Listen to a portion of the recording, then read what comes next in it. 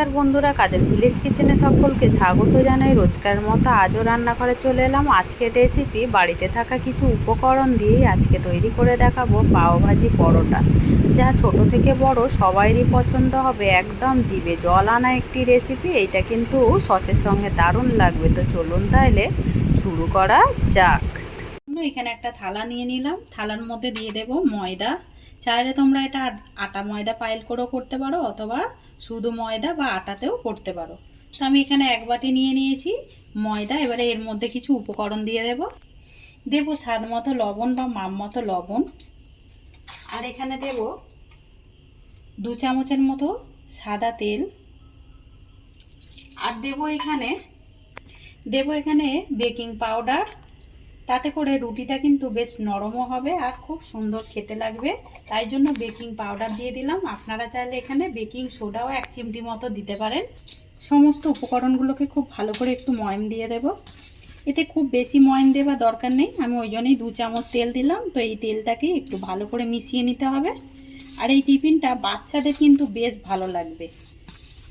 ভালো করে তেলটাকে আমি ময়ম দিয়ে দিলাম। আর এইটা মুঠো করার কোনোই দরকার নেই, এইভাবেই কিন্তু ময়মটা দিলেই হয়ে যাবে। আর এই পাওভাজি পরোটাগুলো খেতে এতটাই টেস্টি হয়, বাচ্চাদের কিন্তু টিফিনেও করে দিতে পারেন, অথবা সন্ধ্যাবেলা কিন্তু ছোট থেকে বড় সবাই টিফিন করতে পারবে। আমি সেইভাবেই করব আর কয়েকটা বাড়িতে থাকা উপকরণ দিয়েই করে দেখাবো।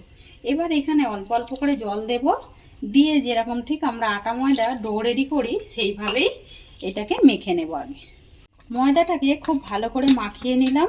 মাখাটা দেখুন ঠিক এরকমই হবে, খুব বেশি শক্তও না আবার পাতলাও নয়, মানে নরমও নয়, সেরকমভাবেই মেখে নিতে হবে। এবারে এটাকে আমি ঢাকা দিয়ে এখন রেখে দেবো। এদিকে একটা গ্যাস অন করে কড়া গরম হতে বসিয়ে দিলাম। কড়ার মধ্যে দিয়ে দেব 2 চামচ সাদা তেল। তো এটা সাদা তেলেই কিন্তু করতে হবে, এর মধ্যে কিন্তু সরষের তেল দিলে একেবারে হবে না। তেলটা কিন্তু বেশ ভালোভাবে গরম হয়ে গেছে। তেলের মধ্যে দিয়ে দেবো আমি এখানে গোটা জিরে ফোড়নের জন্য। জিরেটা ফোড়নটা মানে খুব ভালোভাবে ভাজা হয়ে গেছে, এর থেকে আর বেশি পুড়িয়ে ফেলবো না, তাহলে কিন্তু তিতো হয়ে যাবে। এবার আমি এখানে একটা পেঁয়াজকে এইভাবে ছোট ছোট টুকরো করে নিয়েছি, কেটে রাখা পেঁয়াজ দিয়ে দেব। পেঁয়াজটাকে দিয়েও হালকা করে একটু নাড়াচাড়া করে নেব, খুব বেশি ভাজার দরকার নেই। পেঁয়াজটা যখন এরকম হালকা একটু ভাজা হয়ে যাবে, মানে কাঁচা গন্ধটা চলে যাবে, তখন আমি এর মধ্যে দিয়ে দেব আগে থেকে কেটে রাখা কাঁচা পাকা লঙ্কা কুচিয়ে রাখা। তো এইটা চাইলে বাচ্চাদের জন্য করলে কিন্তু একেবারে বাদ দিয়ে দেবেন, তাহলে কিন্তু বাচ্চারা খেতে পারবে না, মুখে পড়লে আবার ঝাল লাগবে ওদের। লঙ্কাটাকে দিয়েও বেশ একটু ভাজা করে নিলাম। একটু নরম হয়ে গেছে, তখন কিন্তু আমি এখানে দিয়ে দেব, আমি এখানে 1 টুকরো মতো ক্যাপসিকাম নিয়ে নিয়েছি। ক্যাপসিকামটা দিয়ে দেবো। আমার কাছে এখানে হলুদ ক্যাপসিকাম ছিল, এখানে চাইলে তোমরা হলুদ, লাল, সবুজ যে কোনো ক্যাপসিকাম ব্যবহার করতে পারো। সমস্ত ক্যাপসিকামই দিতে পারো, তাহলে কিন্তু বাচ্চাদের আরও বেশি ভালো লাগবে। দিয়ে একটুখানি নাড়াচাড়া করে নেব। এখানে ক্যাপসিকামটাকে দিয়ে 1 মিনিট মতো একটুখানি নাড়াচাড়া করে নিলাম। এবারে এখানে দেব আমি অল্প করে একটু জল, মানে ওই 1.5 চামচের মতো জল দেবো। তো জলটা দিয়ে দিলাম। এবার আমি এর মধ্যে কিছু মশলা অ্যাড করে দেবো, সুন্দর একটা রঙের জন্য দিয়ে দেব হলুদ গুঁড়ো, আর দেবো এখানে ধনে গুঁড়ো, আর এখানে দেব জিরে গুঁড়ো,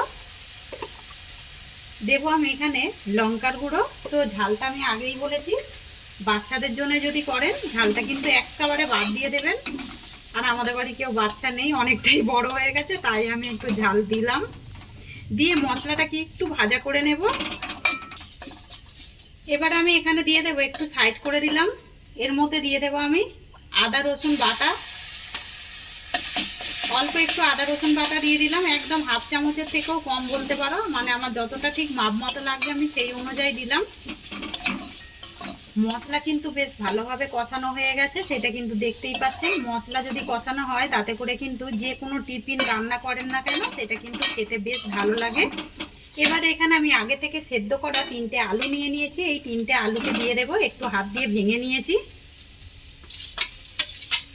সমস্ত আলুটাই দিয়ে দিলাম। এবারে দেবো এখানে আমি স্বাদ মতো লবণ বা মাপ মতো লবণ।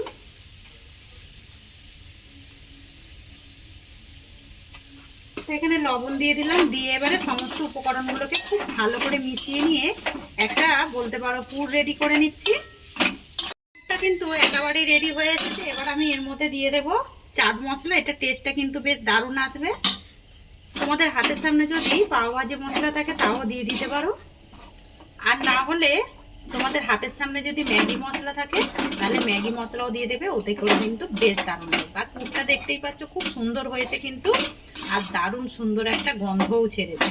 এবারে চাইলে এখানে তোমরা একটু ধনেপাতা দিয়ে দিতে পারো, আমার হাতের সামনে নেই, আমি আগেই বলেছি যে সমস্ত উপকরণগুলো রয়েছে আমি সেই দিয়েই আজকে করে দেখাবো। আর এটা আমি অনেক রকম কিছুই বলে দেব, কি কি দিয়ে করতে পারবে সেইটাও আমি বলে দেব পরের স্টেপে। তো এবারে আলুর পুরটাকে নামিয়ে নিলাম, একটু ঠান্ডা করে নেব। ততক্ষণ আলুর পুরটা ঠান্ডা হয়ে যাক, এইদিকে আমি ময়দাটা দেখে নেব। আর কতটা সুন্দর ঢাকা দেবার কারণে দেখুন নরম হয়ে গেছে, তাই জন্যই বলেছিলাম একটু শক্ত শক্ত মতো করেই মাখলে কিন্তু ভালো হয়। এবারে আমি এখান থেকে লেচি কেটে নেব। তো খুব বেশি লেচি কাটবো না, বড় ঠিক আমি লুচির থেকে একটু বড় সাইজে লেচিগুলো কেটে নেব। লেচিগুলোই কেটে নিয়েছিলাম, আর দেখুন এখানে কিন্তু বেশ ভালোভাবে গোল করে নিয়েছি। এবার এইখানে একটা নিয়েছি চাকি বেলনা, এর মধ্যে একটুখানি ময়দা ছিটিয়ে দেব। আর ময়দা দিয়েই বেলার চেষ্টা করবে, এতে করে কিন্তু যেহেতু ময়দা হালকা, এতে তেল বেশি একদম রুটির মধ্যে লাগবে না। আর এইটাকে এবারে আমি রুটির মতো করে সমস্তগুলোই বেলে নেব। রুটিটা বেলে নিয়েছি, দেখুন কতটা পাতলা রাখতে হবে, পেছন থেকে কিন্তু আঙুল দেখা যাচ্ছে, এরকমই পাতলা করে বেলে নিতে হবে। আর সমস্ত রুটিগুলো বেলে নিয়ে ফিরে আস। সমস্ত রুটিগুলোই বেলে নিয়েছি, আর রুটিগুলো কিন্তু আমি দেখিয়ে দিয়েছি কিরকম ঠিক পাতলা করে বেলতে হবে। অপরদিকে আমি গ্যাস অন করে একটা কড়া গরম হতে বসিয়ে দিয়েছি। এবারে রুটিগুলো আমি কিভাবে সেকছি সেটাও কিন্তু দেখার বিষয় রয়েছে। আর দেখুন রুটিটার যখন গাটা এরকম মানে সেকা হয়ে যাবে, পেছন দিকটা বুঝতেই পারবেন এরকম ফুলতে শুরু করবে, তখন অপর পিঠটা এইভাবে উল্টে দিতে হবে। আর এর থেকে বেশি সেকার কিন্তু দরকার নেই। আর রুটি দেখুন আপনি আর ফুলতে শুরু করে দিয়েছে। আমি এর থেকে আর বেশি পোড়াবো না, এরকমই সাদা সাদা রাখবো। ওপর থেকে দিয়ে দেবো আরও একটা রুটি, দিয়ে আমি উল্টে দেবো। আর এই দেখুন রুটিগুলো কিভাবে আমি সেঁকে নিচ্ছি। এখানে আমি আরও একটা রুটি দিয়ে দেবো, এরকম অপর পিঠটা আবারও সেঁকা হয়ে যাবে। এইভাবেই সমস্ত রুটিগুলোকেই উল্টে পাল্টে আমি সেঁকে নেব। সমস্ত রুটিগুলোকেই উল্টে পাল্টে আমি এইভাবে সেঁকে নিলাম। আর রুটিগুলো দেখুন কতটা সুন্দরভাবে সেঁকা হয়েছে, একেবারে পুড়েও যায়নি, আবার মানে একেবারে সাদা ভাবটাও চলে যায়নি। ওইভাবেই আমি সমস্ত রুটিগুলোকেই আমি এপিট ওপিট করে ভেজে নিলাম। এবারে গ্যাস অফ করে দেব, দিয়ে এটাকে নামিয়ে নেব।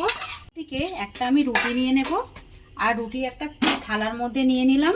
এখানে এবারে দিয়ে দেবো আমি যেখানে পুরটা রেডি করেছিলাম, এই পুরটাকে দিয়ে দেব। ঠিক এক সাইড দিয়েই দেবেন, এটা কিন্তু দুদিক থেকে দিলে হবে না, একেবারে মানে মাঝখানটা থেকে এদিকটা বাদ দেব। তো দেখো কিভাবে করছি। আলুর পুরটাকে দিয়ে একটু হাত দিয়ে আমি সেট করে দিলাম। এবার আমি এখানে দিয়ে দেব যে আগে থেকে করে নিয়েছি চিজ গ্রেট করে নিয়েছি। চিজটা দিলে বাচ্চাদের কিন্তু বেশ খেতে ভালো লাগবে। আর আমি বলেছিলাম এখানে কিন্তু অনেকগুলোই অপশান দেবো। তো যেমন কি তোমরা চাইলে যে চিজ পছন্দ করে না সে কিন্তু পনিরও দিতে পারে, অথবা এখানে ডিম সিদ্ধ করে নেওয়া ডিমকেও কিন্তু গ্রেট করে দিতে পারো। তো এখানে চিজটা দেখুন দিয়ে দিয়েছি। এবারে এটাকে ঢাকা দিয়ে দেবো। আর এই দেখুন একটা একদম কত সুন্দর পাও ভাজি পরোটা রেডি হয়ে গেছে। আমি এটাকে এবারে ভেজে দেখাবো, তার জন্য গ্যাস অন করে আমি এখানে কড়াটাকে আবারও তাওয়া গরম হতে বসিয়ে দিয়েছি। এইভাবে আমি আরও একটা আগে সেট করে নেব। তো ততক্ষণে কড়াটা কিন্তু গরম হতে থাক। এবারে আমি কড়ার মধ্যে দেব বাটার। চাইলে পরে কিন্তু এখানে তোমরা এখানে সাদা তেলও দিতে পারো, অথবা ডালডা দিয়েও কিন্তু ভেজে নিতে পারো। তো বাটার দিয়ে ভাজলে পরে এর ফ্লেভারটা কিন্তু খুব দারুণ আসবে। তো বাটারটা দেখুন গলতে শুরু করেছে, তখন আমি এখানে যে পাও ভাজি পরোটাগুলো রেডি করে রেখেছি এইভাবে ঠিক দিয়ে দেব। তো দুটোই দিয়ে দেবো একসঙ্গে। আর এই সময় কিন্তু গ্যাসটাকে একটুখানি আস্তে রাখবেন, তাতে করে কিন্তু এখানে যে আমি চিজটা দিয়ে দিয়েছি এটা কিন্তু খুব ভালোভাবে গলতে শুরু করবে। আর রুটিটাও যে অল্প একটু কাঁচা রয়েছে এটাও কিন্তু ভালোভাবে ভাজা হয়ে যাবে। যখনই এটা এক পিঠ হয়ে যাবে এইভাবে কিন্তু আমি আরও এক পিঠ ধরে একটু উল্টে দেব। আর এই দেখুন বাটার দেবার কারণে বেশ গন্ধটা কিন্তু বেশ দারুণ ছেড়েছে। এভাবে একবার বাটার দিয়ে এরকম একবার ট্রাই করে দেখবেন, খেতে কিন্তু বেশ ভালো লাগে। সমস্ত পাওভাজি পরোটাগুলোই নামিয়ে নিয়ে মানে রেডি করে নিয়ে ফিরে এলাম। আর দেখুন কতটা সুন্দর দেখতে লাগছে। এই দেখুন সমস্ত পরোটাগুলোই পাওভাজি পরোটাগুলো রেডি করে নিলাম। একদম সকালে বাচ্চাদেরকে যেরকম টিফিনে করে দিতে পারবেন কোনো ঝামেলা ছাড়াই। আর কিন্তু এটা সন্ধ্যাবেলাও বলেছি, বাচ্চারা যদি বায়না করে এইভাবে কিন্তু রেডি করে দিতে পারবেন। তো আমি একটা ছিঁড়ে দেখাচ্ছি ভেতরটা ঠিক কতটা সুন্দর হয়েছে। তো আজকের রেসিপি আপনাদের কীরকম লাগলো কমেন্ট করে জানাবেন। যদি ভালো লেগে থাকে একটা লাইক করে দেবেন। এইভাবে আমার পাশে থাকবেন, আমাকে সাপোর্ট করবেন। আমার এরকম নিত্য নতুন রান্নার জন্য পাশে থাকা বেল আইকনটি প্রেস করবেন। সবাই ভালো থাকবেন, সুস্থ থাকবেন। ধন্যবাদ। আবারও কিন্তু নতুন ভিডিও নিয়ে ফিরে আসবো। আজকের মতো এই পর্যন্ত।